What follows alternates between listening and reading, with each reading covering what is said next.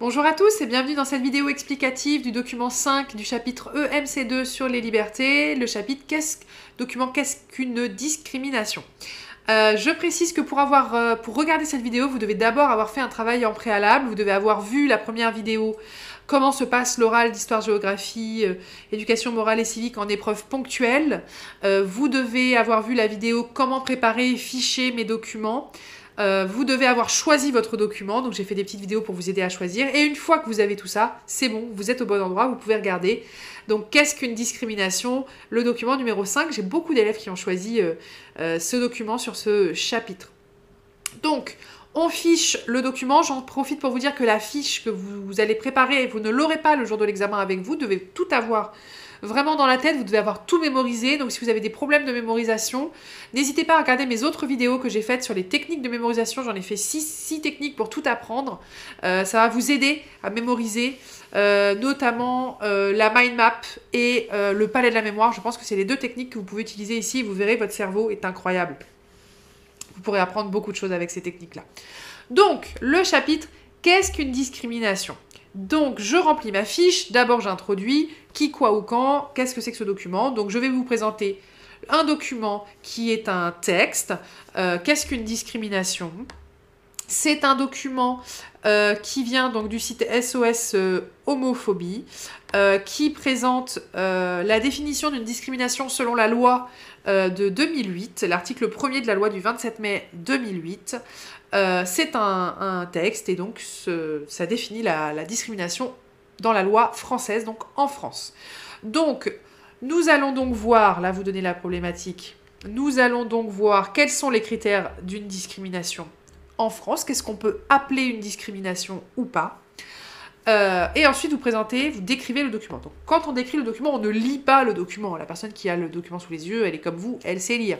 On donne les informations importantes. Donc, ce document rappelle donc la loi de 2008. Il rappelle qu'une discrimination, c'est quand une personne est traitée autrement, d'une manière différente. Et la loi a listé 25 critères de discrimination. Donc, vous voyez que nous, en cours, on en avait vu 9. 10, parce que je me souviens qu'il y avait des élèves qui avaient trouvé un critère auquel on n'avait pas pensé. Mais en tout, il y en a 25 des critères de discrimination dans la loi. Donc, quels peuvent être ces critères? Là, vous pouvez les dire. Donc, l'orientation sexuelle, l'identité de genre, l'appartenance, la religion, l'âge, le handicap, le sexe et le lieu de résidence. Et je vous conseille ici de mêler l'analyse et la description du document. C'est-à-dire qu'à chaque fois que vous donnez quelque chose, vous donnez un exemple, vous montrez que vous connaissez, vous analysez. Donc l'orientation sexuelle, c'est quoi? Eh bien, c'est le fait d'être, par exemple, d'une orientation sexuelle qui n'est pas la majorité, qui ne serait pas la norme, même si j'aime pas ce mot. Par exemple, les homosexuels, les bisexuels, on en avait vu en cours plein d'autres, les pansexuels, les transsexuels, les transgenres, les candolistes, les sadomasochistes, les libertins, les clubs échangistes, tout ce qui existe en termes de sexualité peut être discriminé à partir du moment où on va considérer que vous n'êtes pas normaux, que vous n'êtes pas dans la norme. D'accord? Ce qui est bête, puisqu'on l'a vu en cours, on en a parlé. La sexualité, ça ne regarde que vous, ça ne regarde personne d'autre. Enfin, ça regarde vos partenaires, les gens qui sont consentants. Voilà, c'est tout. L'identité de genre, eh bien l'identité de genre, on en entend beaucoup parler en ce moment, homme, femme, eh bien aujourd'hui il y a des personnes qui disent qu'ils ne se sentent ni homme ni femme, ou qui se sentent homme dans un corps de femme, ou femme dans un corps d'homme, enfin il y a plein d'identités du genre, et du coup, il peut y avoir des discriminations liées juste au fait que vous soyez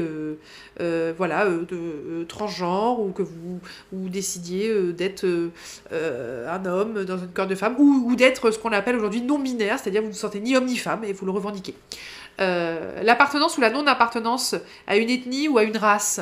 Effectivement, ça c'est un critère de discrimination qu'on appelle le racisme.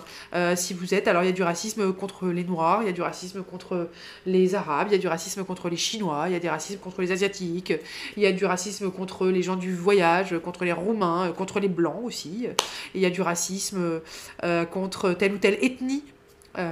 Dans certains pays, voilà, parce que vous appartenez, je sais pas, vous êtes portugais, il y a des racismes espagnols, enfin voilà. Racisme lié à la religion, parce que vous êtes juif, parce que vous êtes musulman, parce que vous êtes hindouiste, parce que vous êtes catholique, parce que vous êtes athée, qui n'est pas une religion, mais bon, il peut y avoir du racisme lié à vos idées religieuses. Racisme lié à l'âge, ça on l'avait vu, t'es trop jeune pour faire ci ou pour faire ça. Racisme, pardon, j'ai dit racisme, mais c'est pas du racisme, discrimination, excusez-moi. Discrimination liée à l'âge. On dirait du jeunisme, voilà, l'idée que on n'embauche plus certaines personnes à partir d'un certain âge, par exemple. Voilà, c'est une discrimination qui peut être liée à l'âge. Il y a des discriminations qui sont liées bien sûr au handicap, le fait que vous soyez sourd, le fait que vous soyez muet, le fait que vous soyez en fauteuil, le fait, voilà, tout handicap. Le sexe, bien sûr, il y a des discriminations qu'on appelle le sexisme, hein, qui sont liées au fait que vous soyez un homme ou une femme. Et ça, vous connaissez, mes élèves au CFA, vous y êtes parfois confrontés, hein, quand vous avez une femme qui est boulangère ou bouchère, elle peut avoir des blagues un peu sexistes, parfois encore, malheureusement. Ça existe. Le lieu de résidence, bien sûr, le lieu de résidence, ça peut être aussi un critère de discrimination. On ne l'avait pas mis dans le cours, mais c'est vrai que ça peut l'être. Si vous habitez certains quartiers, eh bien, il y a des personnes, par exemple, qui ne le mettent pas, qui changent d'adresse quand ils envoient un CV pour éviter d'être discriminés parce qu'ils habitent en Seine-Saint-Denis, par exemple. Voilà, il en existe plein d'autres, on l'avait vu, hein, on avait vu, nous, les idées politiques, philosophiques, on avait vu, voilà, et c'est là que vous rajoutez, c'est là l'analyse, vous rajoutez, vous dites, voilà, il en existe d'autres. On avait vu l'état de santé, les femmes enceintes par exemple, être victimes de discrimination. On l'avait vu sur la classe sociale, on l'avait vu sur le parcours scolaire, hein. Effectivement, quand vous faites un CAP, vous pouvez être discriminé par rapport à si vous faites des études de médecine, je ne sais pas. Voilà, donc vous pouvez expliquer cette discrimination. Comment est-ce qu'on s'en rend compte ? On s'en rend compte parce qu'il y a un traitement moins favorable lié à ces critères. Vous pouvez donner des exemples précis. Hein. Vous pouvez donner des exemples précis, par exemple, pour cacher les discriminations. Je vous avais donné l'exemple d'amis à moi qui sont homosexuels et quand ils visitent un appartement, pour être sûr de ne pas être discriminés, ils disent pas qu'ils sont en couple, ils disent qu'ils sont colocataires. Vous voyez ? Ces discriminations, elles sont punies par la loi. Si on arrive à le prouver, c'est puni. C'est le refus d'embaucher quelqu'un parce qu'il est homosexuel, ou le refus de vendre son appartement à quelqu'un, ou de louer son appartement à quelqu'un parce que c'est une femme ou un homme, parce qu'il est jeune ou pas, parce qu'il est noir ou black, c'est pareil, noir ou arabe, ou indien, ou blanc, ce sont des discriminations, et elles sont punies par la loi.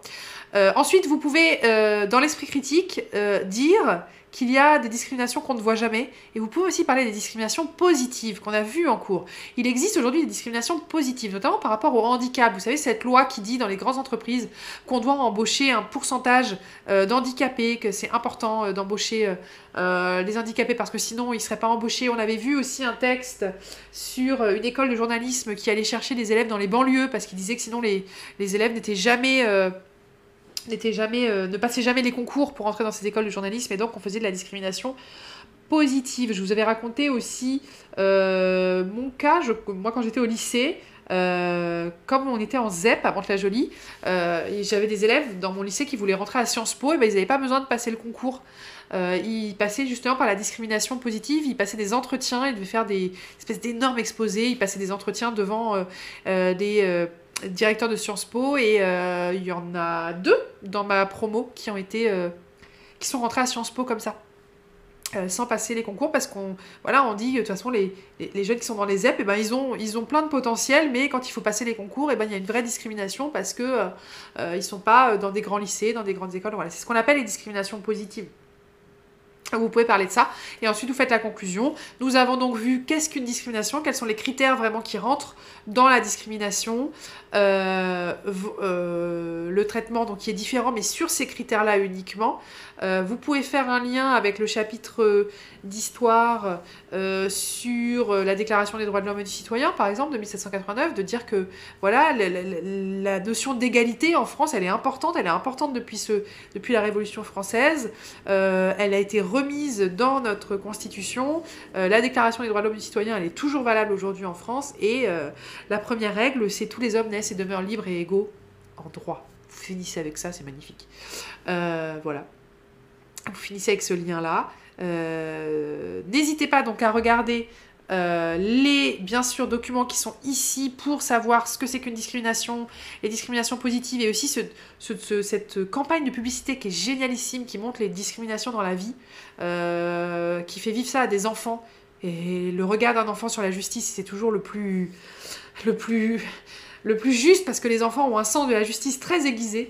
Donc voilà, vous regardez ça et vous pouvez en parler hein, du coup quand vous présentez dans l'analyse, vous pouvez parler donc de ces documents que vous avez dans les onglets. Voilà, donc c'est un gros travail personnel à finir. Ne vous contentez pas de juste ce que je viens de dire. Travaillez en plus des choses que vous allez trouver donc ici déjà et puis sur internet si ça vous intéresse. Je vous souhaite bon courage pour la préparation de cet examen en épreuve ponctuelle. Ciao.